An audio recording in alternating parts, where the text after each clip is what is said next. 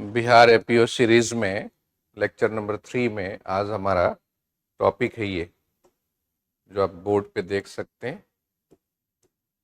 Article 20, article 21, article 22, article 32 writs, article 226 writs, writ के types, आपस में उनके जो डिफरेंसेस हैं, इमरजेंसी प्रोविजंस आर्टिकल 352, 356, 360। तो इस तरह अपने टॉपिक में एंटर करें। तो सिलसिले में बात अगर की जाए तो अभी तक हमने फंडामेंटल राइट के आर्टिकल 19 को डिस्कस किया। राइट टू फ्रीडम जो एक फंडामेंटल राइट है उसका इम्पोर्टेंट कंपोनेंट पार्ट है आर्टिकल 20। वास्तव में ये राइट टू फ्रीडम का एक हिस्सा है और ये हमें फ्रीडम फ्रॉम फियर, है ना, ईसाइया वर्लिन का जो कॉन्सेप्ट था positive freedom, freedom to do something और फ्रीडम फ्रॉम फियर, तो आर्टिकल 20, 21 और आर्टिकल 22 एक तरह से फ्रीडम फ्रॉम फियर के प्रिंसिपल को इनकॉर्पोरेट करता है। ये लिबर्टी के गोल को या उसके मैकेनिज्म को इन्फोर्स करता है। Freedom to do something inheres in you, whereas liberty is all of a piece with the legal framework which assures you that you make use of your freedom, you have the liberty to make use of your freedom. Rest assured that no law, no tyrannical law or arbitrary law is going to harm you in any manner whatsoever. Even if harm has to be caused to you by the action of the state, that will be done only according to the procedure established by law. And we shall presently see how our courts have now interpreted procedure established by law to mean actually the American due process. So let us enter right into Article 20. Article 20 of the Constitution has 3 clauses, Clause 1, Clause 2, Clause 3, as is very apparent from a bare reading of the bare Act. Article 20, 3 clauses. Protection from ex post facto penal law. Second, protection against double jeopardy. Direct question पूछा जाता है, यहाँ तक कि Bihar judiciary में एक बार तो ये भी पूछा गया है कि किस आर्टिकल के किस क्लॉज में प्रोटेक्शन अगेंस्ट डबल जेपर्डी का प्रोविजन है। Last clause 3, protection from self incrimination. तो ये एक लीगल फ्रेमवर्क है जो हमें गारंटी प्रोवाइड करता है कि आप अपने फ्रीडम को यूज करो, फ्री लाइफ आप जियो। इस, है ना, जो देश का कॉन्स्टिट्यूशन है, जो लॉज हैं, आपको सफिशिएंटली प्रोटेक्ट करते हैं और इस रूप में भी वो प्रोटेक्ट करते हैं कि कोई भी लॉ ऐसा नहीं बनेगा, क्रिमिनल लॉ या पनिशमेंट रिलेटेड लॉ, जिसको रिट्रोस्पेक्टिव इफेक्ट से एप्लीकेबल बनाया जा सके।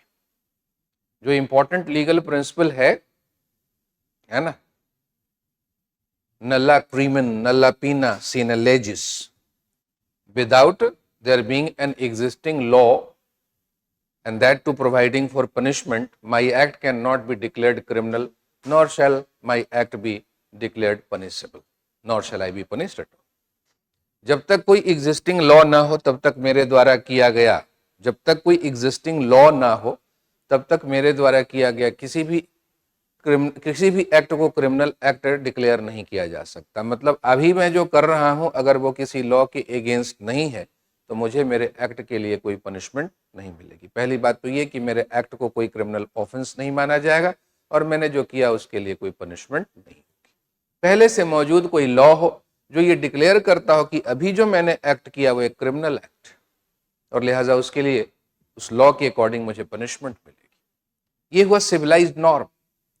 और अगर मेरा एक्ट अभी इनोसेंट है, किसी भी लॉ ने ये डिक्लेयर नहीं किया, कोई भी लॉ ये डिक्लेयर नहीं करता कि अभी जो मैं कर रहा हूं वो गलत है, तो फ्यूचर में बनाए गए लॉ के द्वारा मेरे पास्ट के एक्ट को क्रिमिनल एक्ट डिक्लेयर नहीं किया जा सकता।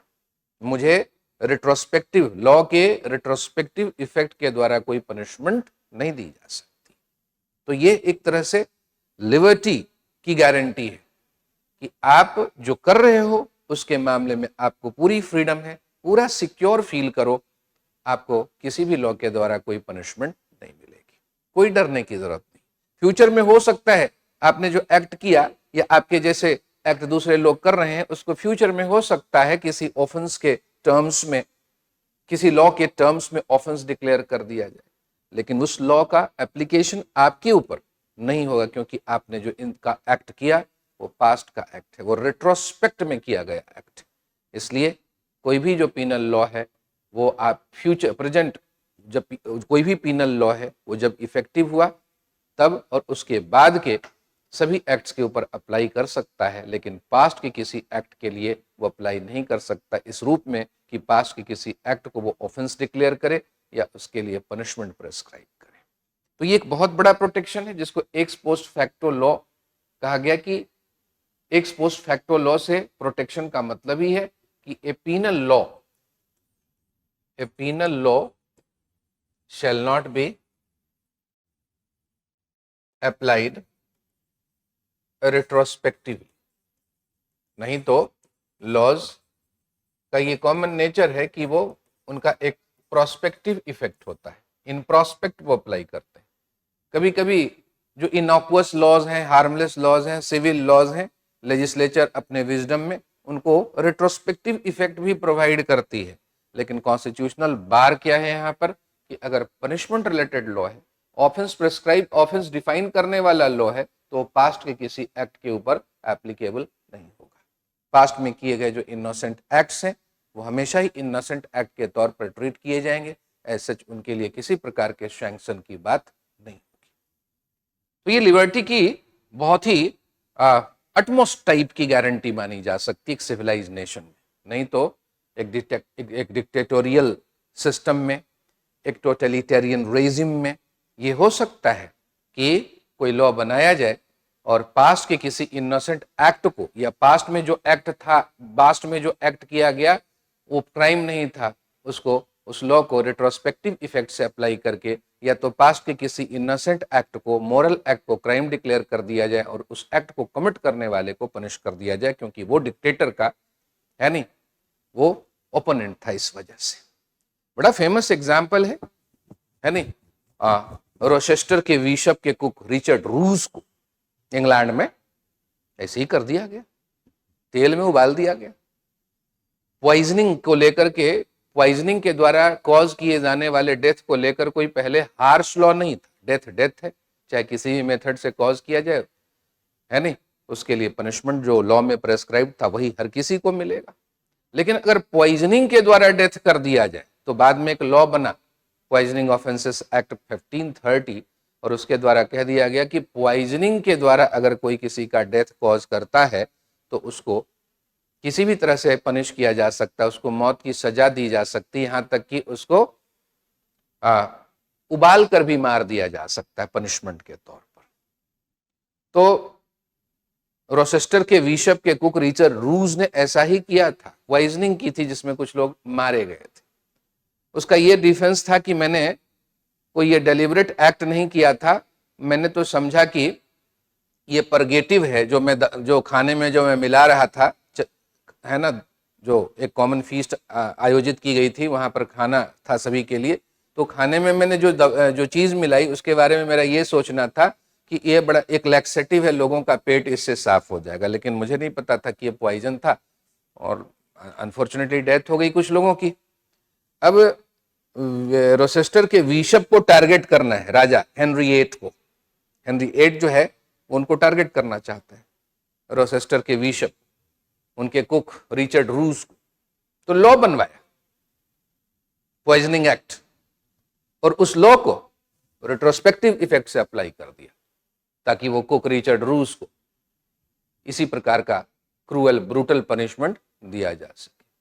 वैसे ही मार दिया गया उसको, जला जला कर थोड़ा, है नहीं। तो अब लेकिन ये सिविलाइज नेशंस का नॉर्म है कि क्रिमिनल लॉज को आप रेट्रोस्पेक्टिवली अप्लाई नहीं कर सकते, ताकि हर आदमी पूरे फ्रीडम के साथ जीवन जीता रहे। जो आप कर रहे हैं, आप उसके मामले में अगर कन्विंस्ड हैं कि मेरा काम गलत नहीं है, तो फिर यही तो आजादी है, आपको डरने की कोई जरूरत नहीं। कॉन्स्टिट्यूशन आपको लिबर्टी की गारंटी देता है। प्रोटेक्शन अगेंस्ट डबल जेपर्डी, इसका मतलब है कि no person shall be prosecuted, no person shall be prosecuted and punished for the same offense more than once. American constitution के 5th अमेंडमेंट से बोरो किया गया यह प्रोविजन बहुत ही सैल्यूटरी प्रोविजन।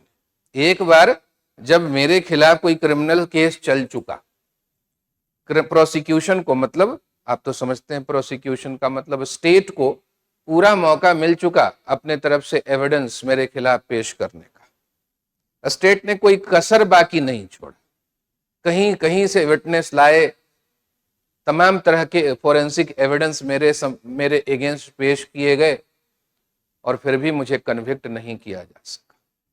मैंने अपने डिफेंस में जो बातें कही उससे प्रोसिक्यूशन को कुछ क्लू मिला, मान लीजिए, और प्रोसिक्यूशन केस खत्म होने के बाद मैं जब अक्विट हो गया, तब प्रोसिक्यूशन मेरे क्लू पर काम करता हुआ ट्रायल के दौरान मेरे द्वारा पेश किए गए डिफेंस से जो प्रोसिक्यूशन को क्लू मिला, उसको फिर प्रोसिक्यूशन ने डेवलप किया, है नहीं, और फिर फ्रेश एविडेंस लेकर वो मेरे खिलाफ आया, और फिर कोर्ट से परमिशन मांगता है कि इस पर्सन को जिसे आपने अक्विट किया था दोबारा प्रोसिक्यूट करने दो, ताकि इसको हम पनिशमेंट दिला सके।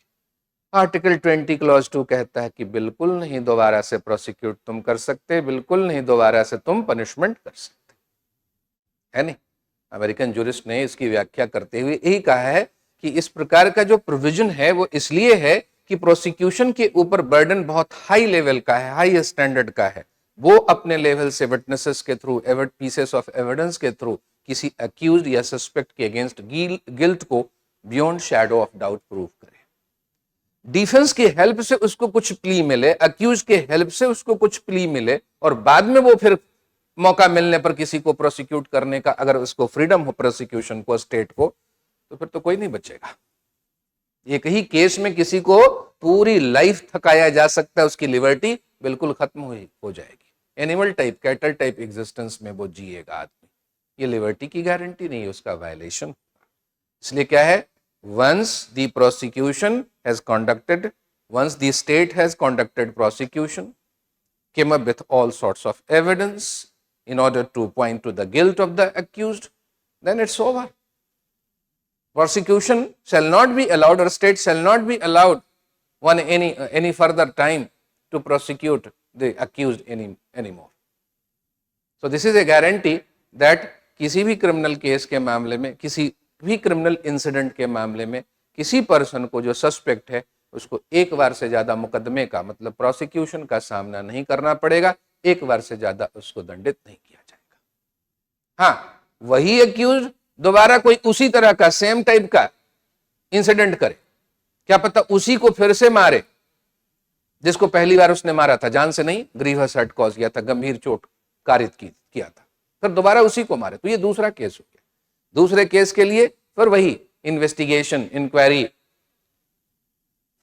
ट्रायल, मतलब प्रोसिक्यूशन और पनिशमेंट की प्रक्रिया चलेगी।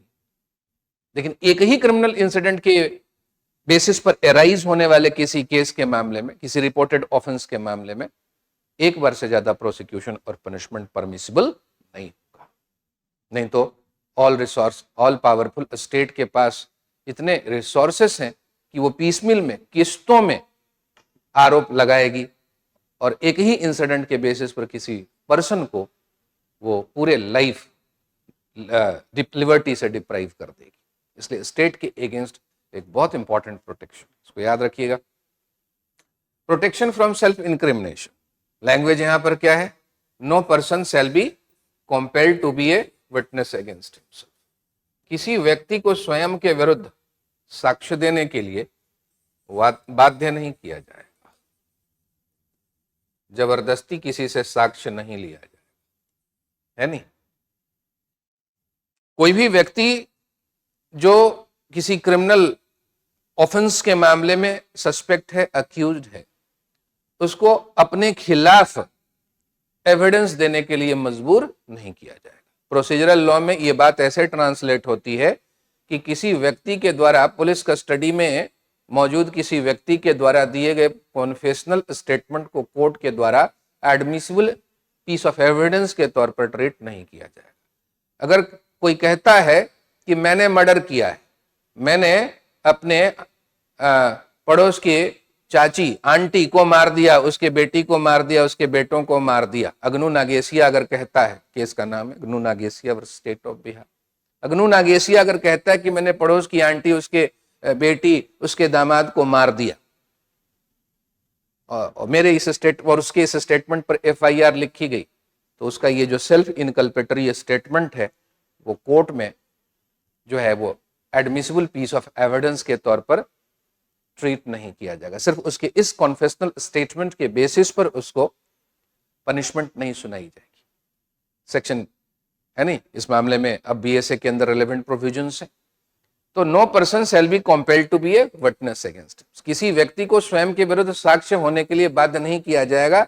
इसका फर्दर इंप्लीकेशन ये हुआ कि किसी व्यक्ति को चाहे डायरेक्ट या कंस्ट्रक्टिव टाइप के कंपल्सन के द्वारा अगर कोई एविडेंस देने के लिए बाध्य किया जाता है, तो उस एविडेंस के बेसिस पर जो सेल्फ इनकल्पेटरी टाइप का हो, स्वयं को दोषी करार देने वाला अगर एविडेंस है, तो उसको उसके खिलाफ एडमिट नहीं किया जाएगा। अगर ये गारंटी नहीं होती तो क्या होता, जो ऑल पावरफुल स्टेट है उसकी जो एजेंसियां हैं तमाम, पुलिस वगैरह, एजेंसियों के प्रति हमारा पूरा रिस्पेक्ट है। हम एकेडमिक डिस्कोर्स में ये बातें कहते हैं कि जो स्टेट है बहुत पावरफुल है, जो एजेंसियां हैं वो भी बहुत पावरफुल हैं, लेकिन अगर कॉन्स्टिट्यूशन में स्टेट के आर्बिट्रेरनेस के ऊपर, पोटेंशियल आर्बिट्रेरनेस के ऊपर इस प्रकार के चेक नहीं होते, तो ये हो सकता है कि पावर का मिसयूज किया जाता और किसी भी इनोसेंट पर्सन को कंपेल किया जाता बाय फोर्स कि तुम अपने खिलाफ गवाही दो, अपने खिलाफ सबूत, अपने खिलाफ बोलो, और तुम्हारे इस स्टेटमेंट को अगर कोर्ट में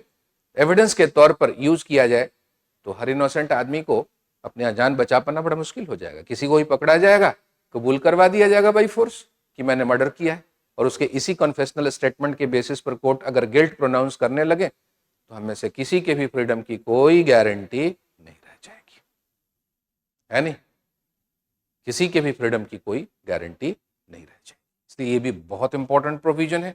प्रोसीजरल लॉज के बहुत से रूल्स और नॉर्म्स के रूप में ये अप्लाई होता है, ट्रांसलेट होता है। तो आर्टिकल 20 लिबर्टी की गारंटी का एक बहुत ही इंपॉर्टेंट लीगल फ्रेमवर्क है। आर्टिकल 21 पूरा लाइफ ही है ये, तो है नहीं, कॉन्स्टिट्यूशन का right to life and personal liberty. इसी के लिए कॉन्स्टिट्यूशन बनाया था हमने, हमारे पूर्वजों ने, right to life and personal liberty. Constitution में जान ही डाल रहा है, हमारा लाइफ है तो कॉन्स्टिट्यूशन में लाइफ है, हमारे लिए कॉन्स्टिट्यूशन है नहीं। तो right to life and personal liberty के मामले में जो स्टेटमेंट है वो क्या है, no person shall be deprived of his life and personal liberty except according to the procedure established by, है नहीं। तो deprivation of life, deprivation of life or personal liberty is possible only by the procedure established by law.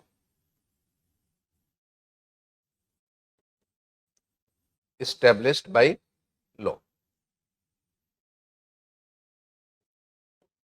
Procedure established by law, ये word बड़ा remarkable रहा है। American constitution के article 31 से लिया गया। American due process of law, American constitution के अंदर जो 5th अमेंडमेंट है, जिसमें कहा गया है, थोड़ा मैं ट्रांसलेशन के साथ ये बात कह रहा हूं, थोड़ा वेरिएशन के साथ कह रहा हूं ताकि सेंटेंस एग्जैक्ट आए, बहुत मुझे लंबा ना बोलना पड़े। अमेरिकन कॉन्स्टिट्यूशन का जो 5th अमेंडमेंट है, उसका एक कंपोनेंट है कि no person shall be deprived of his life, liberty and property without the due process of law. तो अमेरिकन कॉन्स्टिट्यूशन में लाइफ लिबर्टी के डिप्रीवेशन के लिए ड्यू प्रोसेस ऑफ लॉ को कंप्लाई करने, उसको फॉलो करने की बात कही गई है। लेकिन इंडिया में जब ये आर्गुमेंट ए.के. गोपालन वर्सेस स्टेट ऑफ मैड्रास के केस में ए.के. गोपालन मतलब पिटिशनर के काउंसिल के द्वारा प्रेजेंट किया गया, तो उसके जवाब में उस समय के अटॉर्नी जनरल ने कहा कि नहीं, प्रोसीजर इस्टेब्लिश्ड बाय लॉ है हमारे। कॉन्स्टिट्यूएंट असेंबली में ड्यू प्रोसेस के डिजायरेबिलिटी के ऊपर हम ड्यू प्रोसेस क्लॉज को इनकॉर्पोरेट करें यहां पर या नहीं, इसके ऊपर कॉन्स्टिट्यूएंट असेंबली में डिस्कशन हुआ था। और डेलिबरेटली हमारे संविधान निर्माताओं ने, संविधान सभा के सदस्यों ने, डॉक्टर बी.आर. अंबेडकर ने यानी ड्यू प्रोसेस के आइडिया को रिजेक्ट कर दिया। क्यों किया? विथ ऑल ड्यू रिस्पेक्ट वही बता सकते हैं, अब तो गेस किया जा सकता है, लेकिन अभी उस पर बोलूंगा नहीं, क्योंकि हमारे संविधान निर्माता जो हैं वो ड्यू प्रोसेस के ग्लोरी, उसके बेनिफिट से पूरी तरह परिचित। चाहे सिविल प्रोसीजर कोड हो 1908 का, खुद उन्होंने जो कॉन्स्टिट्यूशन बनाया उसमें जगह जगह उन्होंने ड्यू प्रोसेस को इन प्रैक्टिकल फॉलो किया है। प्रेसिडेंट को इम्पीच करो, उससे उस प्रेसिडेंट को इम्पीच करो उसको, लेकिन प्रेसिडेंट को अपनी बात कहने का मौका दो पार्लियामेंट के हाउस में। क्या है? नेचुरल जस्टिस प्रिंसिपल का कंप्लायंस है, ड्यू प्रोसेस का कंप्लायंस। जजेस को हटाओ, उससे पहले ड्यू प्रोसेस ऑफ लॉ को फॉलो करो। तो वो तो किसी भी एडवर्स एक्शन के मामले में ड्यू प्रोसेस की महिमा को, उसकी अहमियत को जानते थे और संविधान में जहां तहां उन्होंने उसको स्थापित भी किया, यहां पर नहीं किया। ये डेलिबरेट चॉइस, कभी डिटेल में बोलने का मौका मिलेगा तो जरूर बताऊंगा।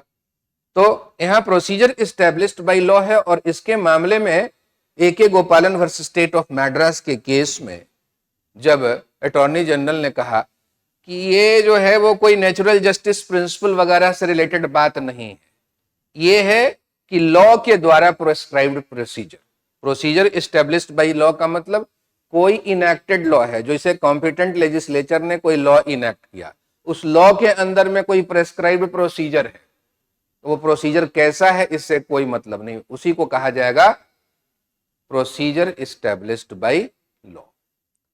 सुप्रीम कोर्ट का मेजोरिटी जो है, जजेस का जो मेजोरिटी है जो है, ए.के. गोपालन केस में इस आर्गुमेंट से एग्री करता है कि हम यहां प्रोसीजर इस्टेब्लिश्ड बाय लॉ को इंटरप्रीट करने के लिए कोई American due process of law, natural justice principle के आइडिया को इंपोर्ट नहीं कर सकते। ये काम हमारा नहीं है, ये काम पार्लियामेंट का है, लेजिस्लेचर का है। और हमारे यहां जो है सुप्रीमेसी ऑफ पार्लियामेंट या सुप्रीमेसी ऑफ लेजिस्लेचर है ना, इंटरेस्टिंगली इनफ। तो सेपरेशन ऑफ पावर की बड़ी रिस्पेक्ट का दौर चला वो, ये बात ए.के. गोपालन केस में दिखाई पड़ती है, बात बाद में शंकरी प्रसाद केस में दिखाई पड़ती है, बाद में सज्जन सिंह केस के मामले में दिखाई पड़ती है कि जब पार्लियामेंट ने अपने विजडम में कोई लॉ बना दिया, लॉ के अंदर प्रोसीजर प्रेस्क्राइब कर दिया, तो we the courts have no right to sit in judgment over the wisdom of the legislature. We can not substitute our moral thinking और view on a law as regards a law, as regards the desirability of a law। हम अपनी moral thinking के द्वारा किसी law को गलत ठहरा नहीं सकते।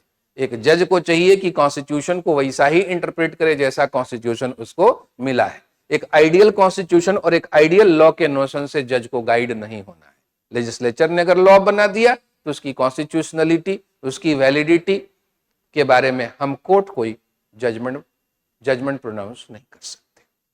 तो शॉर्ट पॉइंट यही है यहां पर कि एक लॉ है, लॉ के अंदर चाहे प्रोसीजर कैसा भी हो, लॉ के अंदर चाहे एट्रोसियस प्रोसीजर हो, ब्रूटल और इनह्यूमन प्रोसीजर हो, तो ब्रिटिश पार्लियामेंट के द्वारा बनाए गए लॉ को जैसे कोर्ट कोई वॉइड नहीं कर सकते, उसका कोई डिसरिस्पेक्ट नहीं कर सकते, कोर्ट उसको टॉलरेट करने के लिए बाध्य हैं, तो इंडिया में भी सुप्रीम कोर्ट ने ही कहा कि हम इस प्रकार के लॉ को वॉइड नहीं कर सकते, जो लाइफ और लिबर्टी के डिप्रीवेशन के मामले में किसी भी प्रकार के आर्बिट्ररी, टायरेनिकल, इनह्यूमन, अनरीजनेबल टाइप का प्रोसीजर प्रेस्क्राइब करता हो। चाहे तेल में उबार कर मार देने वाला वर्ड है जजमेंट में, ऐसी मैं कोर्ट में नहीं बोल रहा, चाहे कुक को, रिचर्ड रूस को तेल में उबाल कर मार देने वाला प्रोसीजर हो, इतना इनह्यूमन प्रोसीजर किसी को डेथ पनिशमेंट देने के लिए भी अगर हो किसी लॉ में, तो उस लॉ का पॉसिबली कोर्ट कुछ नहीं बिगाड़ सकते। तुम्हारी लिबर्टी, तुम्हारी पर्सनल लिबर्टी और लाइफ लेजिस्लेचर के हवाले, ठीक। लेकिन Maneka Gandhi case, Maneka Gandhi versus union of India case 1970, supreme court का जजमेंट, कॉन्स्टिट्यूशन बेंच का जजमेंट। ये क्या कहता है कि भाई किसी का पासपोर्ट जब्त किया तो उससे पहले उसको नोटिस दो, उसको अपनी बात कहने का भी मौका दो। AK गोपालन में जो हमने व्यू लिया था हमारे प्रीडिसेसर जजेस ने कि राइट टू लाइफ का मतलब आर्टिकल 19 के अंदर जो राइट टू मूवमेंट है वो इंक्लूडेड नहीं माना जाएगा। AK गोपालन वर्सेस स्टेट ऑफ मद्रास के केस में पिटिशनर मिस्टर AK गोपालन, जो जर्नलिस्ट भी थे, कम्युनिस्ट भी थे, लीडर भी थे, बहुत तरह के रोल में थे वो अपने लाइफ में, तो AK गोपालन साहब के वकील साहब ने आर्गुमेंट किया था सुप्रीम कोर्ट के सामने कि जो राइट टू लाइफ है आर्टिकल 21 में, वो मेजरली किस चीज में कंसिस्ट करता है, उसका मुख्य लक्षण क्या है? राइट ऑफ लोकोमोशन, घूमने, टहलने, चलने की का अधिकार, राइट टू लाइफ का इंपॉर्टेंट कंपोनेंट।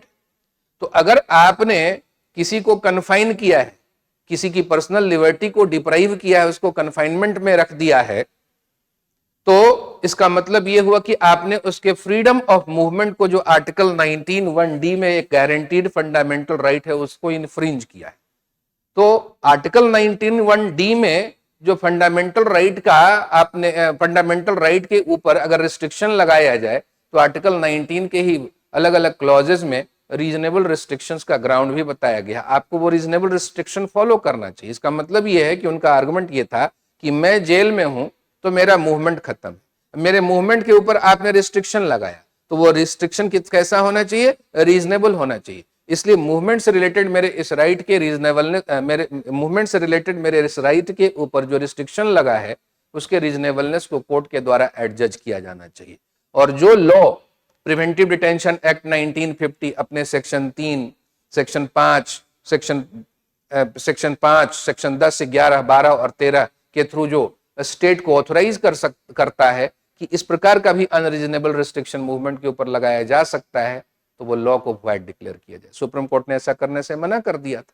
लेकिन मेनका गांधी केस में सुप्रीम कोर्ट ने क्या कहा कि अगर आप किसी का पासपोर्ट जब्त करते हो बिना उसको नोटिस दिए, ठीक है, उसको फॉरेन जाने से रोकते हो, तो ये उसके फ्रीडम ऑफ मूवमेंट का violation. Freedom of movement with in India का ही पार्ट है फ्रीडम टू मूव और ट्रैवल अब्रॉड, और वो राइट टू लाइफ का भी पार्ट माना जा सकता है। कहने का मतलब उन्होंने, सुप्रीम कोर्ट ने कहा कि आर्टिकल 19 और आर्टिकल 21 के जो फंडामेंटल राइट्स हैं, उनके बीच कोई वाटर टाइट कंपार्टमेंट जैसा क्रिएट नहीं किया गया, वाटर टाइट डिवीजन जैसा क्रिएट नहीं किया गया। इसका मतलब कि लाइफ और लिबर्टी को किसी भी तरह रिस्ट्रिक्ट करने वाले, किसी भी तरह से डिप्राइव करने वाले लॉ का जो रीजनेबलनेस है, उसकी जो वैलिडिटी है, उसको आर्टिकल 19 के ग्राउंड्स पर भी टेस्ट किया जा सकता है जुडिशियल रिव्यू के प्रोसेस में। और अल्टीमेटली सुप्रीम कोर्ट ने यही कहा कि a law providing for the deprivation of life और liberty of the people must be animated by the natural justice principles which is the due process of law. Natural justice principles के component हैं जो American jurist ने बताए हैं अलग अलग cases में, अलग अलग राइटिंग्स में। कुछ इंपॉर्टेंट बातें ये हैं उसमें जो आप जानते हो, audi alteram partem, nobody should be condemned unheard, इसी का पार्ट है नोटिस, राइट टू नोटिस, किसी को के खिलाफ कोई एडवर्स एक्शन इनिशिएट करो, इससे पहले उसको नोटिफाई करो और उसको अपनी बात कहने का भी मौका दो, अपना डिफेंस और एक्सप्लेनेशन प्रस्तुत करने का भी मौका दो। और दूसरा यह है कि एक इम्पार्शियल कोर्ट होना चाहिए, nemo judex in causa sua, nobody can be a जज इन हिज ओन कॉज, ठीक है। तो इस प्रकार से किसी प्रकार की आर्बिट्रेरीनेस नहीं होनी चाहिए, फेयरनेस को पूरी तरह फॉलो किया जाना चाहिए। नोटिस देना अगर तुरंत पॉसिबल नहीं था तो पोस्ट डिसीजनल नोटिस का भी या पोस्ट डिसीजनल हियरिंग का भी प्रोविजन है नेचुरल जस्टिस प्रिंसिपल के अंदर, तो उसको सफिशिएंटली फॉलो किया जाना चाहिए। मतलब अब जो है यहाँ पर प्रोसीजर इस्टेब्लिश्ड बाय लॉ का जो मीनिंग है वो इंडियन सुप्रीम कोर्ट के द्वारा इस केस में, मेनका गांधी केस में, ड्यू प्रोसेस ऑफ लॉ के रूप में इनशिएट कर दिया गया और तब से ये procedure established by law American due process of law के इक्विवेलेंट हो गया है। इसका सीधा मतलब ये है कि लिबर्टी और लाइफ को डिप्राइव करने वाला कोई भी प्रोसीजरल लॉ जो है वो नेचुरल जस्टिस प्रिंसिपल के कंप्लायंस में होना चाहिए, न कि उसके अगेंस्ट में होना चाहिए। और नेचुरल जस्टिस प्रिंसिपल का मतलब वही है जो मैंने अभी आपको बताया, audi alteram partem, notice and right of hearing, nemo judex in causa sua, impartial court, fairness, इस प्रकार डॉक्ट्रिन अगेंस्ट बायसनेस। तो शॉर्ट पॉइंट यही है, ए.के. गोपालन केस कह रहा है, एक तरह से इंप्लाई कर रहा है कि procedure established by law is not equivalent to due process. लेकिन मेनका गांधी केस क्या कह रहा है, क्या इंप्लाई कर रहा है? Procedure established by law is equivalent to due process of law. Due process of law का मतलब a procedure in compliance of natural justice principles, और procedure in compliance with natural justice principles. Natural justice principle का मतलब वही है, 2 बार बता चुका।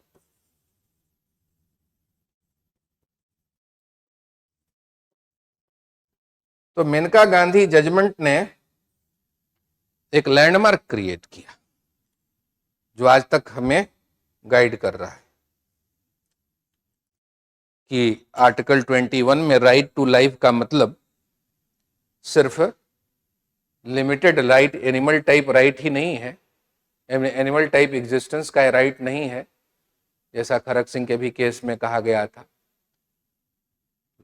Life को मीनिंगफुल बनाने के लिए जो भी राइट्स जरूरी हैं वो सभी इसमें इंक्लूडेड माने जाएंगे। अमेरिकन कॉन्स्टिट्यूशन के बिल ऑफ राइट्स में जो है कि mere mention of certain rights shall not be constitute to mean that other rights are not there in the constitution. संविधान में कुछ अधिकारों को लिखकर बता दिया गया है, इसका अर्थ यह नहीं माना जाएगा, इसका अर्थ यह नहीं लिया जाएगा कि अन्य अधिकार हैं ही नहीं, वो हैं। वो कहाँ हैं? इम्प्लाइड हैं। और हमारे कॉन्स्टिट्यूशन के आर्टिकल 21 के राइट टू लाइफ में वो इम्प्लाइड है, अंतर्निहित है, विवक्षित।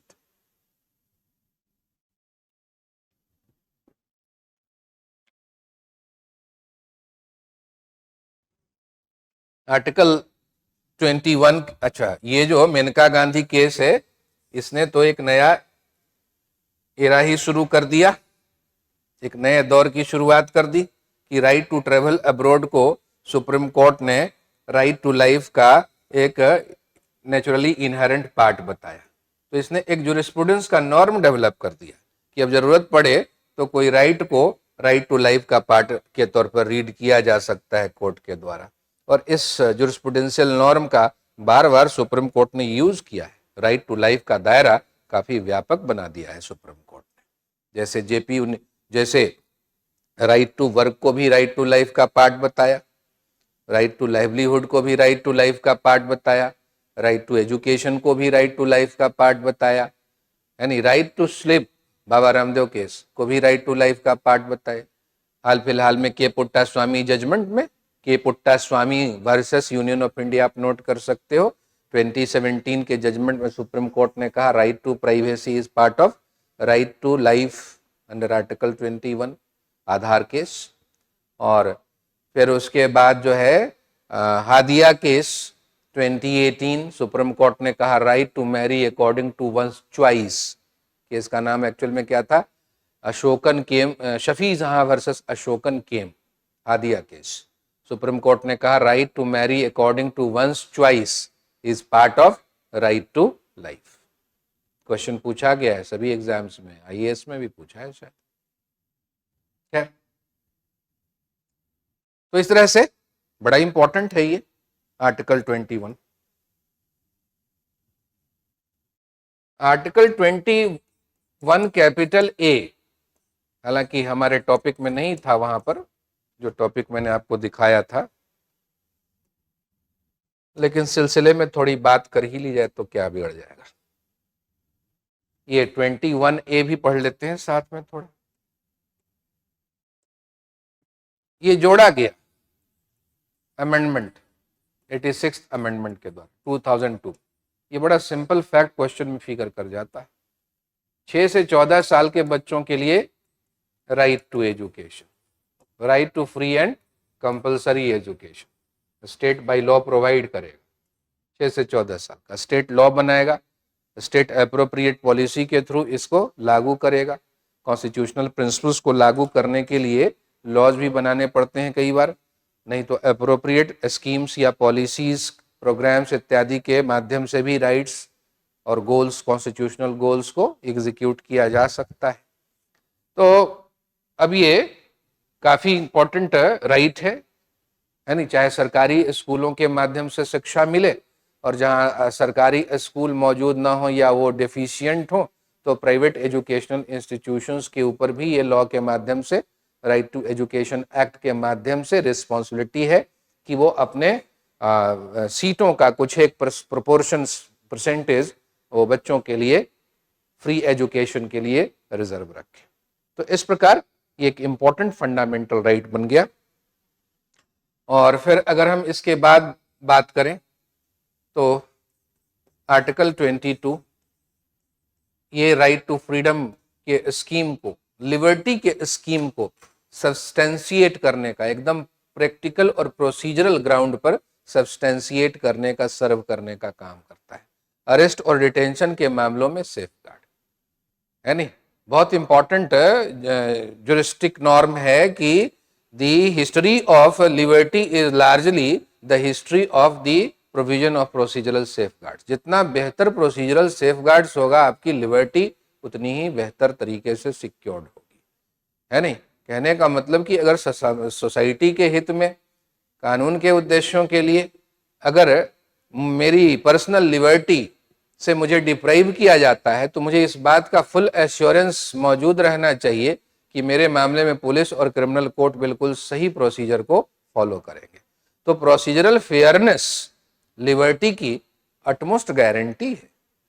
और वो प्रोसीजरल फेयरनेस, वैसे तो क्रिमिनल प्रोसीजर कोड जो BNSS है, वैसे तो एविडेंस एक्ट जो BSA है, उसमें आपको सफिशिएंटली प्रोवाइडेड मिलेगा, लेकिन हमारा जो सुप्रीम लॉ है वो भी प्रोसीजरल फेयरनेस को इसलिए इतने डिटेल में बतलाता है ताकि लिबर्टी का जो मैकेनिज्म है, लिबर्टी का जो एश्योरेंस है, वो मीनिंगफुल बने, वो रेलेवेंट बने, और जितने भी ऑर्डिनरी या स्टैट्यूटरी लॉज हैं वो कॉन्स्टिट्यूशनल नॉर्म के को फॉलो करें, ताकि जो फ्रीडम की गारंटी है वो मीनिंगफुल हो, वो रियल हो, वो इल्यूसरी ना हो, हम सही मायनों में उसका यूज कर सके। आर्टिकल 22 की लैंग्वेज बड़ी सिंपल है कि a person who has been arrested shall be informed of the grounds of his arrest. तुरंत बताए, as soon as possible. Police ने अरेस्ट किया किसी को, अरेस्ट तो शक की बिना पर कर सकते हैं कि कोई इंसिडेंट हो गया और किसी को इंसिडेंट में इन्वॉल्व होने के शक में अरेस्ट कर लिया गया, क्योंकि लॉ इस प्रकार का पावर पुलिस को बिल्कुल प्रोवाइड करता है, तो अरेस्ट तो किया जा सकता है उसको। लेकिन वो अरेस्ट आर्बिट्ररी नहीं होना चाहिए। जिसको अरेस्ट किया, डेटेन्यू को, जो डिटेंशन में है, डेटेन्यू को, नजरबंद व्यक्ति को एज सुन एज पॉसिबल बताया जाए कि तुम्हें किस वजह से अरेस्ट किया गया। एकदम स्प्लिट सेकंड वाला कंप्लायंस जरूरी नहीं कि अभी अरेस्ट किया अभी बताओ, नहीं तो मैं घर से जाऊंगा ही नहीं, है नहीं। थाने जाकर बता सकते हैं, FIR की कॉपी सप्लाई करके बता सकते हैं, टाइम लग सकता है थोड़ा, तो थोड़ा टाइम लैग जो है वो परमिसिबल, एकदम रियल टाइम सप्लाई हुई है जरूरी नहीं, अभी अरेस्ट किया अभी बताओ, है ना। तो वैसे तो मिरांडा वर्सेस एरिजोना के बाद अमेरिका में अभी के अभी बताते हैं, sir you are being arrested on the following charges, है नहीं। इंडिया में भी कल्चर धीरे धीरे करके पूरा इन्फोर्स होना चाहिए ऐसा, ताकि हम आर्बिट्ररीनेस से बच सकें, ताकि हम अनलॉफुल अरेस्ट और डिटेंशन की स्थितियों से बच सकें। तो a person who has been, clause 1 कहता है कि a person who has been arrested shall be informed of the grounds of his arrest. ये अपने आप में इंश्योर करने वाली बात है कि किसी पर्सन को बिना कारण अरेस्ट नहीं किया जाए। आर्बिट्ररी अरेस्ट के ऊपर यह बहुत बड़ा सेफगार्ड है, ये रोध के रूप में काम करेगा। एंड दूसरा, he has a right, clause 1 में ही है कि he has a right to consult and be defended by a legal practitioner of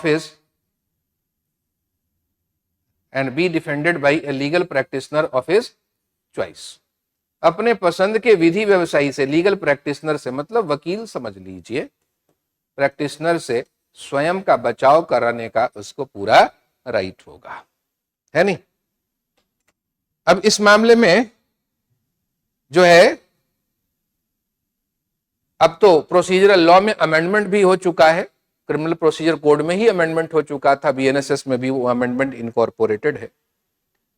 नहीं तो ये जो अमेरिका के अंदर मिरांडा वर्सेस एरिजोना का जो फोरफोल्ड प्रिंसिपल्स है कि the moment a person is arrested he shall be informed of the grounds of his arrest, he shall be informed of his right to consult a lawyer of his choice, and if he is not able to afford a lawyer, one shall be made available to him at the government's expense। ये भी बताना है उसको जो arrest हुआ है नहीं।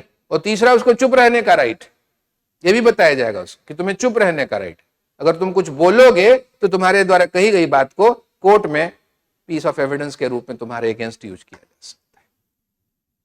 तो अमेरिका के अंदर में मिरांडा वर्सेस एरिजोना जजमेंट के बाद ये बिल्कुल फंडामेंटल राइट था कि कोई व्यक्ति जो कस्टडी में है, डिटेंशन में है, वो अगर कह दे कि I need the assistance of my lawyer, I need the assistance of a lawyer at the governments expense, तो तुरंत इंटरोगेशन रुक जाएगी, पुलिस फर्दर फिर कोई इंटरोगेट नहीं कर सकती तब तक जब तक कि लॉयर प्रेजेंट ना हो जाए। हमारे यहाँ ये प्रोविजन पहले नहीं था, लेकिन प्रोसीजरल लॉ को अमेंड किया गया है, सीआरपीसी बीएनएसएस को, और अब पुलिस इंटरोगेशन के दौरान लॉयर के प्रेजेंस के बारे में परमिसिव प्रोविजन कर दिया गया है। हालांकि इस कॉशन के साथ कि पूरी पुलिस इंटरोगेशन के दौरान लॉयर मौजूद रहे, ऐसा नहीं होने दिया जाएगा, ऐसा नहीं होने दिया जा सकता है, मतलब अभी भी एब्सोल्यूट रूल नहीं है। एनीवे, क्लॉज 2 कहता है कि कोई पर्सन रियल में अरेस्ट होने के लायक है या उसको जिस ग्राउंड पे, जिस वजह से अरेस्ट किया गया है वो सफिशिएंट ग्राउंड है, लेजिटिमेट ग्राउंड है या नहीं, इस बात को टेस्ट करने के लिए एक इंडिपेंडेंट ट्रिब्यूनल के सामने, मतलब एक इंडिपेंडेंट जज के सामने उसको प्रोड्यूस किया जाएगा। लिखा है यहां पर एग्जैक्ट लैंग्वेज ये कि a person who has been arrested and detained in custody shall be produced before the nearest magistrate within a period of 24 hours of such arrest, है ना, excluding the time necessary for the journey from the place of arrest to the court of the magistrate. तो place of arrest से magistrate के court तक जाने में जितना वक्त लगेगा उस टाइम को एक्सक्लूड करते हुए जो है ये इंश्योर करना होगा पुलिस को कि from the time of arrest, ये इंश्योर करना होगा पुलिस को कि 24 घंटे के अंदर प्रिजनर को, जो पर्सन डिटेंशन में है, उसको नियरेस्ट मैजिस्ट्रेट के कोर्ट में प्रोड्यूस किया जाए। यहां पर नियरेस्ट मैजिस्ट्रेट का मतलब है नियरेस्ट जुडिशियल मैजिस्ट्रेट, ये एग्जीक्यूटिव मैजिस्ट्रेट नहीं है नहीं, ये जुडिशियल मैजिस्ट्रेट। एग्जीक्यूटिव मैजिस्ट्रेट का जमाना इस मामले में गया। अब क्रिमिनल प्रोसीजर कोड और बीएनएसएस जो अब नया है उसने सफिशिएंटली इंश्योर कर दिया है कि मैजिस्ट्रेसी जो है वो 2 प्रकार से होगी, एग्जीक्यूटिव मैजिस्ट्रेट और जुडिशियल मैजिस्ट्रेट, ये दोनों अलग अलग कार्डर होंगे। एग्जीक्यूटिव मैजिस्ट्रेट पीसीएस आईएएस के थ्रू आएंगे और जुडिशियल मैजिस्ट्रेट एलएलबी ग्रेजुएट जो एग्जाम क्वालिफाई करेंगे वो बनेंगे, और क्या। तो यहाँ बात हो रही है अब जुडिशियल मैजिस्ट्रेट की, वो इंडिपेंडेंट अंपायर है जुडिशियल मैजिस्ट्रेट। एग्जीक्यूटिव मैजिस्ट्रेट तो पुलिस के ही का ही हिस्सा है, पुलिस के ही साथ है। होम डिपार्टमेंट का बॉस भी एक आईएएस ऑफिसर ही होता है जो कहीं पहले एग्जीक्यूटिव मैजिस्ट्रेट के रूप में काम कर चुका है, डीएम के रूप में, चीफ एग्जीक्यूटिव मैजिस्ट्रेट के जैसी उसकी भूमिका रही। तो वो पुलिस की गलतियों को क्या ठीक करेंगे, with all due respect to them, वो पुलिस के मामले में बायस हो सकते हैं, पुलिस की गलतियों को जल्दी वो पॉइंट आउट नहीं करेंगे क्योंकि पुलिस उन्हीं की है नहीं। तो जुडिशियल मैजिस्ट्रेट जो फुल्ली इंडिपेंडेंट है, पुलिस के कंट्रोल में नहीं है, पुलिस के इन्फ्लुएंस में नहीं है, किसी भी एग्जीक्यूटिव डिपार्टमेंट के इन्फ्लुएंस में नहीं, बल्कि हाई कोर्ट के कंट्रोल में, इंडिपेंडेंट हाई कोर्ट के कंट्रोल में। तो जुडिशियल मैजिस्ट्रेट फुल्ली इंडिपेंडेंट है। पुलिस के द्वारा किए गए इलीगल अरेस्ट या डिटेंशन की स्थितियों में वो जजमेंट वो पॉइंट आउट कर सकते हैं फियरलेसली, ऑब्जेक्टिवली, गलत हुआ है, मैं इसको बेल पे रिलीज कर दूंगा, जमानत पे रिहा कर दूंगा, या इसके मामले में जो सेफगार्ड्स हैं कॉन्स्टिट्यूशन और लॉ में वो मैं फुल्ली इन्फोर्स करूंगा। तो जुडिशियल मैजिस्ट्रेट के सामने पेश करने से कई बातें कॉन्स्टिट्यूशनल और लीगल राइट के प्रोटेक्शन के मामले में कई बातें इंश्योर हो जाती हैं कि क्या इस व्यक्ति को कारण बताए गए हैं जिसको मेरे सामने कोर्ट में प्रोड्यूस किया गया, क्या इस व्यक्ति को प्रोसीजरल लॉ के तहत जो भी अधिकार है वो अधिकार इसको अवेल कराए गए हैं, समय समय पर सुप्रीम कोर्ट ने अरेस्ट और डिटेंशन के मामले में जो कुछ गाइडलाइंस इशू किए हैं क्या उसको पुलिस ने कंप्लाई किया है। इसके मामले में जुडिशियल मैजिस्ट्रेट की ऐसी इंक्वायरी ये इंश्योर करती है कि जो डेटेन्यू है, जो जिसको कोर्ट में प्रोड्यूस किया गया है, उसके मामले में लीगल और कॉन्स्टिट्यूशनल राइट सफिशिएंटली फॉलो किए गए हैं, और इन्वेस्टिगेशन के दौरान इसके लीगल और कॉन्स्टिट्यूशनल राइट प्रोटेक्टेड हैं, वेल प्रोटेक्टेड हैं, ये इंश्योर करने का काम जुडिशियल मैजिस्ट्रेट कर सकते हैं इंडिपेंडेंटली, और इसीलिए प्रोविजन रखा गया है। नोबडी कैन बी ए जज in his own cause. Police तो कहेगी कि मैंने जो किया, हमने जो किया वो सही, लेकिन उनको इस मामले में जज बनने नहीं दिया जाएगा। जज कौन होंगे? Independent judicial magistrate. तो यही है, लेकिन इस प्रोसीजरल सेफगार्ड का दो एक्सेप्शन है। एक्सेप्शन के तौर पर आप देख सकते हैं, इनेमी एलियन, लड़ाई चल रही हो, हमारे प्रेसिडेंट ने बिलिजरेंट कंट्री को इनेमी कंट्री डिक्लेयर कर दिया हो, तो वहां के किसी भी आदमी को अगर इंडिया में पकड़ा जाए तो इनेमी एलियन है। हमेशा के लिए कोई एनिमी कंट्री नहीं होता, हम सिविलाइज्ड वर्ल्ड में रह रहे हैं। ऐसे ही किसी को दुश्मन बताते चलोगे तो ये बात अच्छी नहीं मानी जाएगी। फॉर्मली डिक्लेयर करो, लड़ाई वगैरह चल रही है तो उस दौरान, और या लड़ाई का माहौल बिल्डअप हो रहा है तो उस दौरान, तो इनेमी एलियन अगर इंडिया में पकड़ा जाए तो उसको ये प्रोसीजरल प्रोटेक्शन या सेफगार्ड अवेलेबल नहीं होगा। दूसरा ये है कि जो प्रिवेंटिव डिटेंशन लॉ को ऑथोराइज करने वाले, प्रिवेंटिव डिटेंशन को ऑथोराइज करने वाले जो लॉज हैं उसके तहत अगर कोई अरेस्ट हुआ है तो वहां भी प्रिवेंटिव डिटेंशन लॉ के तहत अरेस्टेड किसी पर्सन के मामले में ये प्रोसीजरल सेफगार्ड्स या बेनिफिशियल प्रोविजंस अवेलेबल नहीं होंगे। प्रिवेंटिव डिटेंशन लॉ का हिस्ट्री रहा है इंडिया के अंदर में। रॉलेट एक्ट भी क्या था? एक प्रिवेंटिव डिटेंशन लॉ ही तो था। तो काफी टाइम तक इंडिया में प्रिवेंटिव डिटेंशन लॉ का बड़ा फिरोसियस दौर चला। आजादी के बाद भी हमने, हमारे संविधान निर्माताओं ने देश का जो भविष्य का निर्धारण कर रहे थे, उन्होंने प्रिवेंटिव डिटेंशन के संबंध में प्रोविजन को कॉन्स्टिट्यूशन में ही डाल दिया, क्योंकि जिस समय हमारे कॉन्स्टिट्यूएंट असेंबली के द्वारा फंडामेंटल राइट को ड्राफ्ट किया जा रहा था, उस समय हालात बड़े अच्छे नहीं थे, बड़े उपद्रव वाले हालात थे, है नहीं। फंडामेंटल रॉन्ग्स कमिट किए जा रहे थे जब हमारा फंडामेंटल राइट बन रहा था। तो ऐसे में कुछ delinquent, irresponsible, anti social, anti national element से निपटने के लिए जरूरी था कि कुछ स्ट्रिंजेंट लॉज बनाए जाए। कोई क्राइम करे उससे पहले ही उसको दबोच लिया जाए या उसको पकड़ लिया जाए ताकि वो क्राइम या ऑफेंस कमिट ना करने पाए। तो इस प्रकार आर्टिकल 22 में प्रिवेंटिव डिटेंशन के मामले में भी कुछ प्रोसीजरल सेफगार्ड्स हैं।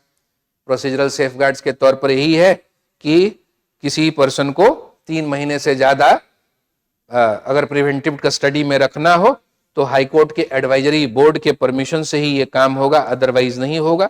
तो प्रिवेंटिव डिटेंशन भी कोई अनलिमिटेड पावर स्टेट को प्रोवाइड नहीं करता, वहां पर भी सफिशिएंट प्रोसीजरल सेफगार्ड्स हैं।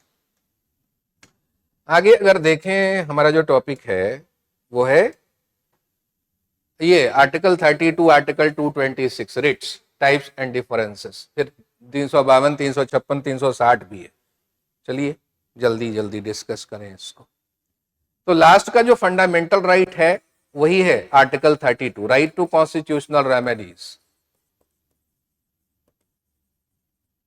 डॉक्टर BR अंबेडकर साहब का ये स्टेटमेंट एकदम रिंगिंग एंडोर्समेंट हमारी लिबर्टी का, इसको उन्होंने कॉन्स्टिट्यूशन का हार्ट एंड सोल बताया था। और आर्टिकल 32 भी सर्व करता है फंडामेंटल राइट के गारंटी को। दोनों ही मामलों में क्या है? कॉन्स्टिट्यूशनल रेमेडी ही है, भले ही पर्टिकुलर नाम दिया गया आर्टिकल 32 में। आर्टिकल 226 भी तो कॉन्स्टिट्यूशनल रेमेडी ही प्रोवाइड करता है, वो ऑर्डिनरी सिविल रेमेडी थोड़ी है, कॉन्स्टिट्यूशनल कोर्ट के द्वारा रेमेडी दी जा रही है। डायरेक्ट। तो खैर, आपने किसी लॉ के मामले में चैलेंज किया कि ये लॉ फंडामेंटल राइट के अगेंस्ट, या इसका कोई प्रोविजन फंडामेंटल राइट के अगेंस्ट, कोई रूल, कोई रेगुलेशन, कोई नोटिफिकेशन, कोई ऑर्डर, कोई कस्टमरी लॉ ही है, अगर आपने उसके बारे में परसीव किया कि वो डायरेक्टली मेरे फंडामेंटल राइट को हिट कर रहा है, हर्ट कर रहा है, या कर सकता है मेरे और मेरे जैसे और भी कईयों के, तो आप उस लॉ को, उस ऑर्डर को, उस एक्ट को, उस एक्शन को जुडिशियल रिव्यू के लिए चैलेंज कर सकते हैं। आपके चॉइस पर डिपेंड करेगा कहाँ, किस कोर्ट के जुरिस्डिक्शन को आप इन्वोक करना चाहते हो। आप चाहते हो कि आर्टिकल 226 के तहत हाई कोर्ट के जुरिस्डिक्शन को इन्वोक करें, तो गो अहेड, हाई कोर्ट में आप पिटीशन प्रेजेंट कीजिए, जिस लॉ को आप चैलेंज करना चाहते हैं उसका जुडिशियल रिव्यू हाई कोर्ट के द्वारा किया जाएगा। आप डायरेक्ट सुप्रीम कोर्ट के द्वारा ये जुडिशियल रिव्यू करवाना चाहते हैं तो आप लॉ को डायरेक्ट सुप्रीम कोर्ट में चैलेंज कर दीजिए। ये थ्योरी में तो कम से कम, प्रैक्टिकल में सुप्रीम कोर्ट कई बातों में कहेंगे कि अरे जब स्टेट के किसी ऑफिसर के एक्शन के कॉन्स्टिट्यूशनलिटी या लीगलिटी की बात थी तो पहले हाई कोर्ट क्यों नहीं गए।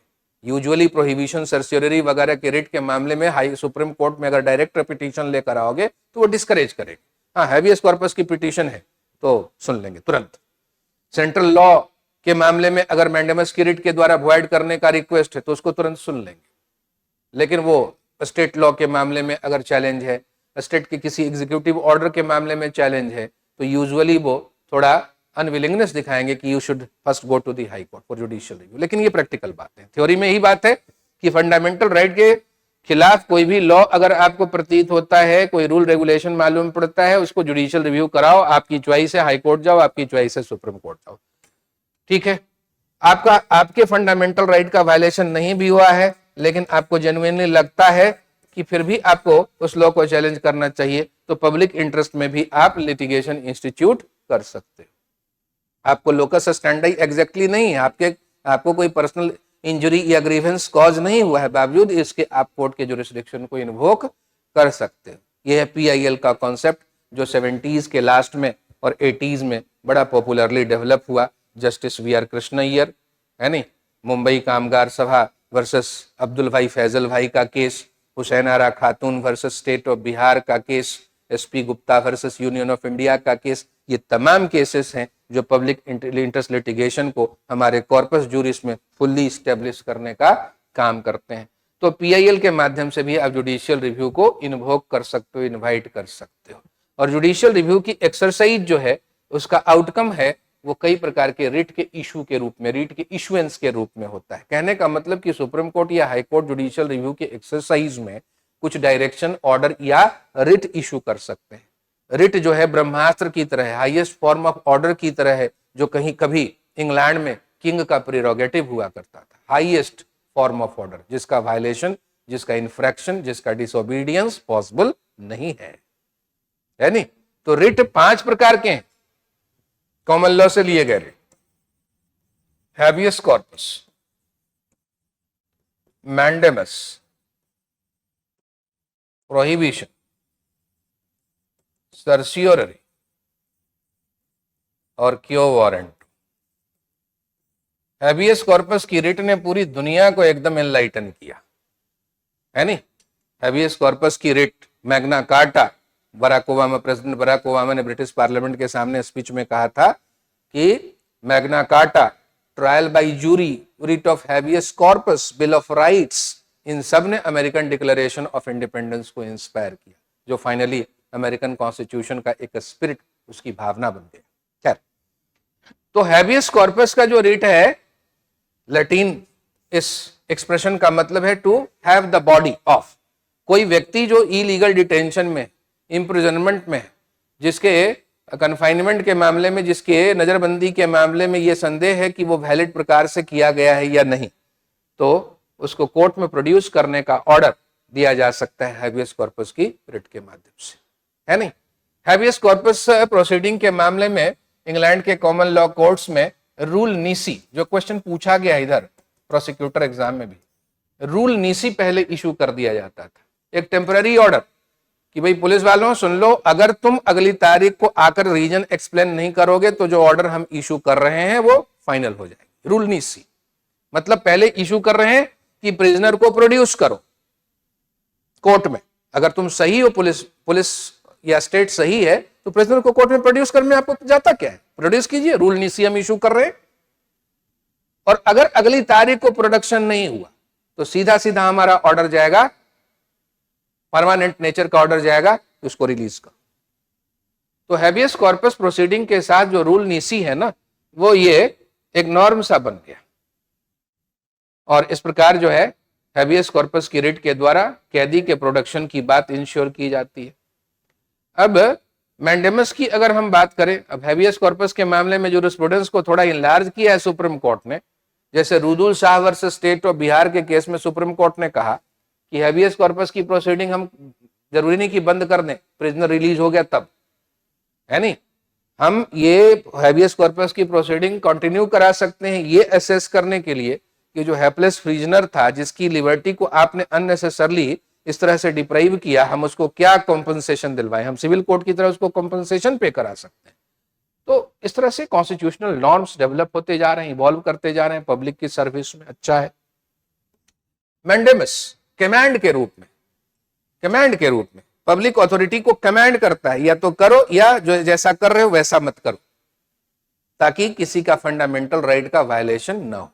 ये इंजंक्शन जैसा है नहीं, प्रोहिबिटरी इंजंक्शन हो सकता है ये, या फिर मैंडेटरी इंजंक्शन टाइप का हो सकता है। इसी का यूज करके लॉज, रूल्स, रेगुलेशंस को भी स्ट्राइक डाउन किया जाता है जो फंडामेंटल राइट के अगेंस्ट। तो मैंडेमस की रिट इशू की जा सकती है पब्लिक अथॉरिटीज के अगेंस्ट। पार्लियामेंट या स्टेट लेजिस्लेचर के एक्ट को भी स्ट्राइक डाउन करने के लिए मैंडेमस की रिट इशू की जा सकती है। ये सब सेटल्ड प्रिंसिपल्स ऑफ लॉ है।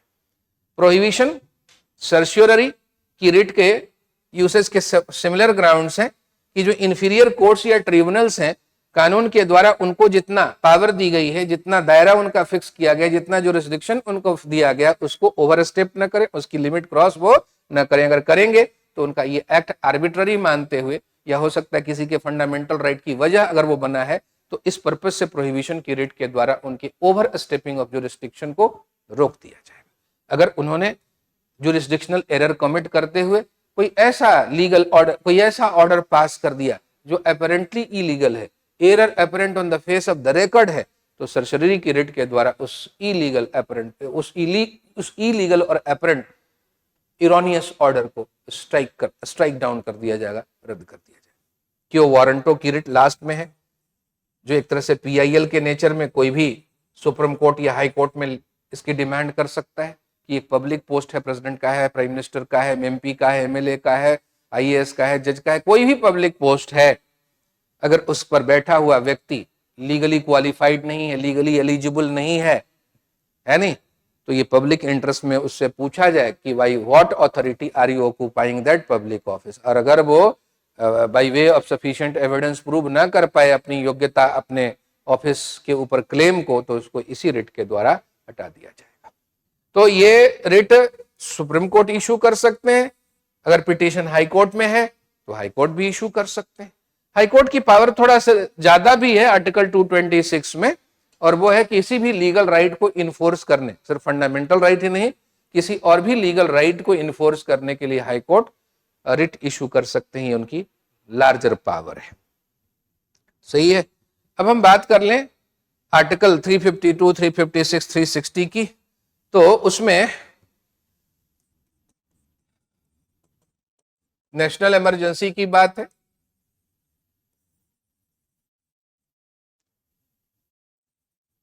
आर्टिकल 356 ये फेलियर ऑफ कॉन्स्टिट्यूशनल मैशिनरी की बात है, जो प्रेसिडेंट रूल इन स्टेट के रूप में जाना जाता है। और आर्टिकल 360 जो है बड़ा इंपॉर्टेंट रहा है एग्जाम पॉइंट ऑफ व्यू से। डायरेक्ट क्वेश्चन पूछा गया है कि इस आर्टिकल में ये मौजूद है। तो नेशनल इमरजेंसी बड़ा क्राइसिस है, चाहे छोटे लेवल पर इंसिडेंट हो रहा हो, घटना हो रही हो, बम विस्फोट हुआ हो, मिसाइल अटैक हुआ हो, लेकिन उसके जो ट्रेमर्स हैं पूरा देश फील करेगा।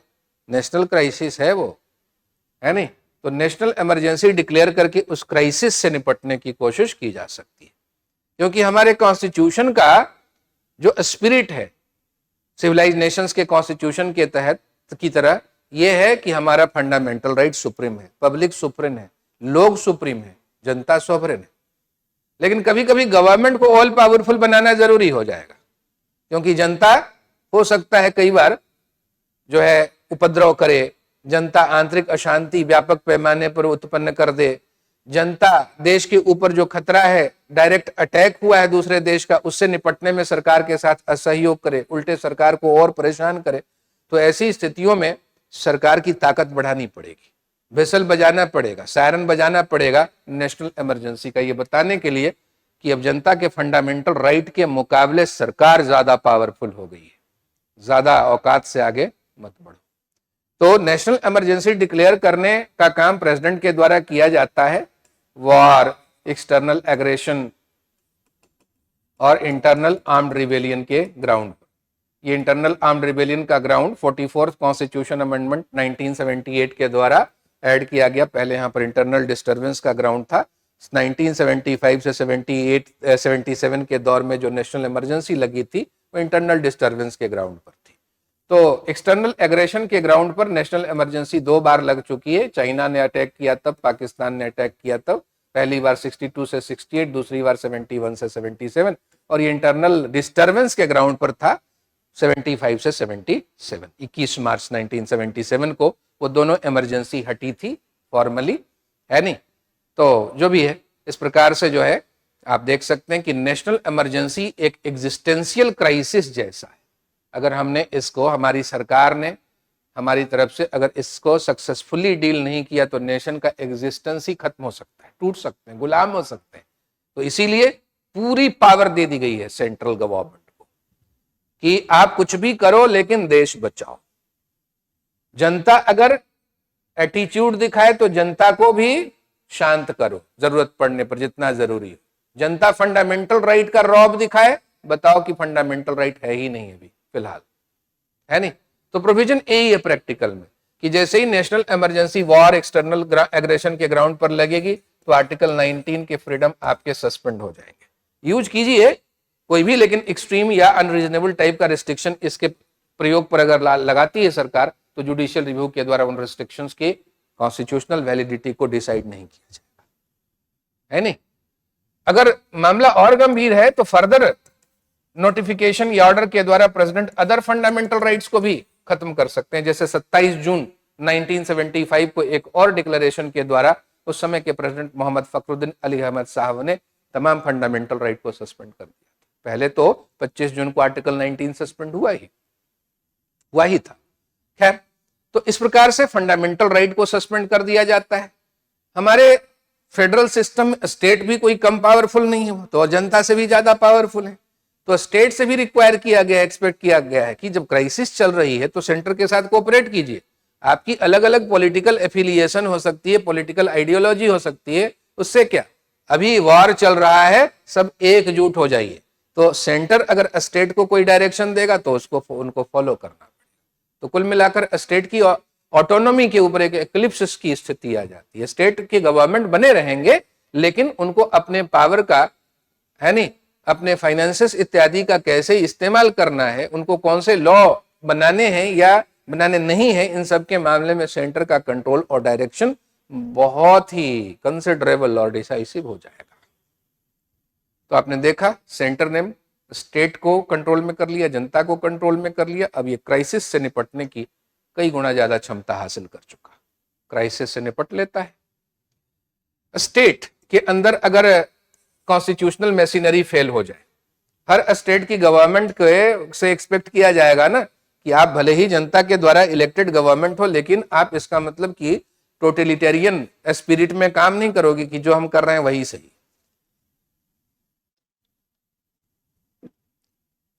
कॉन्स्टिट्यूशन और लॉ के अकॉर्डिंग करना है कोई भी काम, और सेंटर को एक मॉरल अथॉरिटी है कि वो ऑब्जर्व करता रहे, डायरेक्टली इंटरफेयर ना करे, इंटरपोज ना करे किसी स्टेट में। लेकिन आर्टिकल 355 एक मॉरल ग्राउंड, एक मॉरल लेवरेज सेंटर के हाथ में देता है, प्रोवाइड करता है कि वो स्टेट को वॉच करता रहे। आर्टिकल 355 कहता है कि हर स्टेट का जो गवर्नमेंट है वो कॉन्स्टिट्यूशन के अकॉर्डिंग काम करे। हर स्टेट को इंटरनल डिस्टर्बेंस और एक्सटर्नल एग्रेशन से प्रोटेक्ट करना भी सेंटर की रिस्पॉन्सिबिलिटी है। तो सेंटर ऑब्जर्व कर सकता है सेंटर को इनपुट भी मिल सकती है स्टेट में, सेंटर के एजेंट के तौर पर, डिग्निफाइड एजेंट के तौर पर गवर्नर साहब बैठे हुए हैं, वो from time to time report दे सकते हैं। और आज के जमाने में तो मीडिया के युग में तो तेजी से फ्लैशेस मिलते हैं सेंटर को, किसी को ही मिलते हैं, हमें आपको भी मिल जाते हैं कि किसी स्टेट में क्या चल रहा है। तो अगर सेंट्रल की गवर्नमेंट जो है मन बनाती है, कैबिनेट अगर डिसाइड करती है कि हमें उस स्टेट की गवर्नमेंट को डिसमिस करके सेंटर का रूल कुछ समय के लिए लगाना पड़ेगा, तो बिल्कुल ऐसा किया जा सकता है। प्रेसिडेंट आर्टिकल 356 के अकॉर्डिंग प्रोक्लेमेशन इशू करेंगे कि उस पर्टिकुलर स्टेट में कॉन्स्टिट्यूशनल मशीनरी फेल कर चुकी है, उसका ब्रेकडाउन हो चुका है नहीं, तो इसलिए वहां की गवर्नमेंट को डिसमिस करना पड़ेगा और वहां पर प्रेसिडेंट रूल लगाना पड़ेगा ताकि सेंटर के कंट्रोल में चीजें पटरी पर आ सके, ठीक हो सके। एक नमूना, एक एग्जाम्पल है, एक बानगी है कि आर्टिकल 365 कहता है कि जहां जहां भी कॉन्स्टिट्यूशन में सेंटर को पावर है नहीं, फॉर्मल पावर है कि वो स्टेट को डायरेक्शन दे सकता है, और स्टेट वैसे किसी डायरेक्शन को अगर ना फॉलो करे तो ये वैलिड प्रिजम्पशन होगा सेंटर की तरफ से कि उस स्टेट के अंदर कॉन्स्टिट्यूशनल मशीनरी फेल कर गई, और फिर ये प्रेसिडेंट रूल के इंपोजिशन का जस्टिफाइड ग्राउंड बन जा सकता है आर्टिकल 356 के तहत। और इस प्रकार किसी स्टेट में जब प्रेसिडेंट रूल लगाया जाता है तो उस स्टेट की जो पॉलिटिकल एग्जीक्यूटिव है उसको अपदस्थ कर दिया जाता है, डिसमिस कर दिया जाता है, और उस स्टेट की लेजिस्लेटिव असेंबली को सस्पेंडेड एनिमेशन में डाल दिया जाता है, उसको निलंबित कर दिया जाता है, भंग करने की कार्रवाई नहीं की जा सकती। SR Bommai versus union of India के जजमेंट से यह स्थापित हो चुका है, तो उसको सस्पेंड किया जा सकता है, कर दिया जाता है। और स्टेट के मामले में कोई भी विधायन या लेजिस्लेशन का काम, यहां तक कि बजट इत्यादि पास करने का भी काम कौन करने लगता है उस स्टेट के मामले में? पार्लियामेंट। स्टेट की जो एग्जीक्यूटिव पावर है उसका इस्तेमाल प्रेसिडेंट करने लगते हैं, प्रेसिडेंट के एजेंट के तौर पर गवर्नर कुछ एडवाइजर्स की मदद से ये काम राज्य के अंदर शुरू कर देते हैं। तो जो प्रेसिडेंट रूल है वो इफेक्टिवली गवर्नर रूल बन जाता है, और सेंट्रल होम मिनिस्ट्री के डायरेक्शन में गवर्नर के एडवाइजर्स स्टेट की एग्जीक्यूटिव को प्रैक्टिकली मैनेज और कॉन्डक्ट करने लग जाते हैं।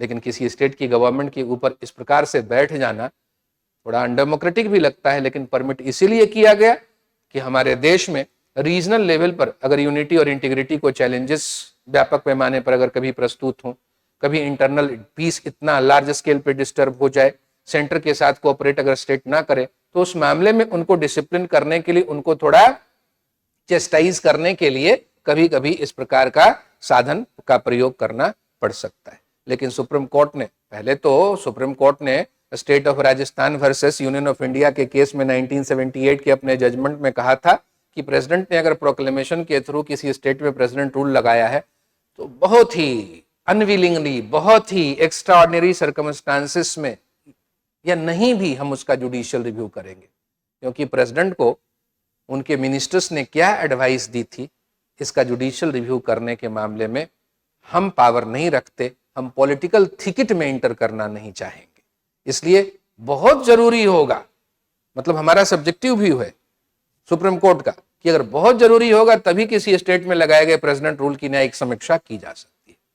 लेकिन सुप्रीम कोर्ट ने SR Bommai versus union of India के मामले में लॉ को क्रिस्टल क्लियर तरीके से स्थापित कर दिया, कहा कि प्रेसिडेंट ने जो प्रोक्लेमेशन के थ्रू किसी स्टेट में प्रेसिडेंट रूल लगाया है तो हम उसका जुडिशियल रिव्यू कर सकते हैं। अगर आर्बिट्ररीनेस है, उसमें आर्बिट्ररीनेस है, मनमाने तरीके से लगाया गया है, विदाउट रीजन लगाया गया है, तो हम प्रेसिडेंट के प्रोक्लेमेशन को क्वैश कर देंगे और जो सरकार डिसमिस की गई थी उसको हम रीइंस्टेट कर देंगे। लेजिस्लेटिव असेंबली डिसॉल्व भी की जा चुकी थी तो हम उसको रिवाइव कर देंगे। ये एक्स्ट्रॉर्डिनरी पावर आ गया, जुडिशियल रिव्यू एकदम बुलंदियों पर पहुंच गया कि नॉर्मल एडमिनिस्ट्रेटिव ऑर्डर नहीं, प्रोक्लेमेशन भी अगर प्रेसिडेंट का है तो उसको जुडिशियल रिव्यू के द्वारा वॉइड किया जा सकता है। अब डाउट ये भी है कि नेशनल इमरजेंसी अगर लगे तो क्या उसको भी जुडिशियल रिव्यू के द्वारा क्वैश करेंगे? देखने वाली बात होगी। फाइनेंशियल इमरजेंसी, ईश्वर न करे कभी हमारे देश पे ये लगे, जरूरत ही नहीं, आबाद रहे हम, लेकिन लिखा है कॉन्स्टिट्यूशन में कि अगर जो है क्या है, ये फाइनेंशियल स्टेबिलिटी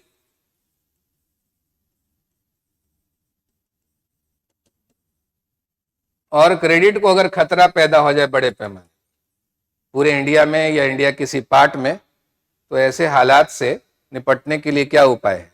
बहुत सख्त तरीके से ऑस्टेरिटी इंपोज करनी पड़ेगी, वेतन काटना पड़ेगा, सरकारी खर्चों को बुरी तरह कंट्रोल करना पड़ेगा, है नहीं। मतलब यहां भी फ्रीडम पर्सनल लेवल पर खत्म हो सकती है फाइनेंसेस के मामले में, खासतौर से पब्लिक सर्वेंट की freedom, high court supreme court के जजेस तक की फ्रीडम, और स्टेट के जो फाइनेंशियल जो फिजिकल मैटर्स हैं वो पूरी तरह सेंटर के कंट्रोल में चले जाएंगे। तो ये भी आजादी को खत्म करने वाला प्रोविजन है एक तरह से, और यहां भी प्रॉपर सेफगार्ड्स की व्यवस्था रखी गई है। तो इस प्रकार फाइनेंशियल इमरजेंसी के दौरान जो आउटकम हो सकता है वो यही कि पब्लिक सर्वेंट जो है, पब्लिक एम्प्लॉय, जो गवर्नमेंट एम्प्लॉयज हैं, उनकी सैलरी को काट दिया जा सकता है किसी भी लेवल तक। यहां तक कि हाई कोर्ट और सुप्रीम कोर्ट के इंडिपेंडेंस को सिक्योर करने के लिए जो गारंटी है कि हाई कोर्ट और सुप्रीम कोर्ट के जजेस की सैलरी में कोई रिडक्शन नहीं होगा, तो उनको भी अब यहां पर इम्यून नहीं रखा गया कि भाई फाइनेंशियल इमरजेंसी लगी है जज साहब तो आपको भी बर्दाश्त करना पड़ेगा, कटौती होगी। स्टेट को डायरेक्शन दिया जाएगा कि आपको भले ही कॉन्स्टिट्यूशन में एक ऑटोनॉमी है अपने फाइनेंसेस को मैनेज करने के मामले में, लेकिन अभी नेशनल फाइनेंशियल इमरजेंसी है, तो कैसे आप अपने फाइनेंसेस को मैनेज करेंगे, कैसे उसको खर्च करेंगे, इन सब के मामले में आपको सेंटर के डायरेक्शन और कंट्रोल में काम करना पड़ेगा। तो चाहे ये नेशनल इमरजेंसी हो, फेलियर ऑफ कॉन्स्टिट्यूशनल मशीनरी हो, फाइनेंशियल इमरजेंसी हो, ये टेम्पररी उपाय के तौर पर है, लिमिटेड पीरियड के लिए ही लगाए जाएंगे। वैसे कुछ मामलों में अनलिमिटेड पीरियड का स्कीम हो सकता है, लेकिन subject to approval by the houses of parliament. 6 monthly interval पर हाउसेस ऑफ पार्लियामेंट अगर इस प्रकार की इमरजेंसी सिचुएशन को अप्रूव करें तो नेशनल इमरजेंसी इंडेफिनिट टाइम तक चल सकती है। फाइनेंशियल इमरजेंसी के मामले में भी चलो, और ऐसा ही हो सकता है। और ये जो प्रेसिडेंट रूल के मामले में भी क्या है, ऐसा है कि मैक्सिमम 3 साल से ज्यादा ये नहीं जा सकता। चाहे 6 मंथली इंटरवल पर पार्लियामेंट के दोनों हाउस जो हैं अप्रूव भी करते रहे, तो आउटर लिमिट है प्रेसिडेंट रूल की किसी स्टेट के मामले में 3 साल।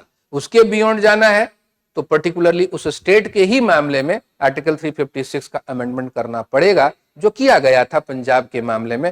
3 साल से ज्यादा वहां प्रेसिडेंट रूल लागू रखा गया, 5 साल तक इनफैक्ट लागू रखा गया, तो उसके लिए 3 कॉन्स्टिट्यूशन अमेंडमेंट किए गए थे। पहले के द्वारा 6 महीने के लिए और बढ़ाया, फिर दूसरे के द्वारा और 6 महीने के लिए बढ़ाया, तीसरे अमेंडमेंट के द्वारा आर्टिकल 356 में पंजाब वाली प्रेसिडेंट रूल को 1 साल के लिए बढ़ा दिया। तो 3 साल प्लस 2 साल 5 साल तक लागू रहा था, है नहीं। तो आज का टॉपिक खत्म हुआ। कल ऐसे ही एक इंपॉर्टेंट एग्जाम ओरिएंटेड टॉपिक्स के साथ मिलेंगे। Thank you till then, thank you very much.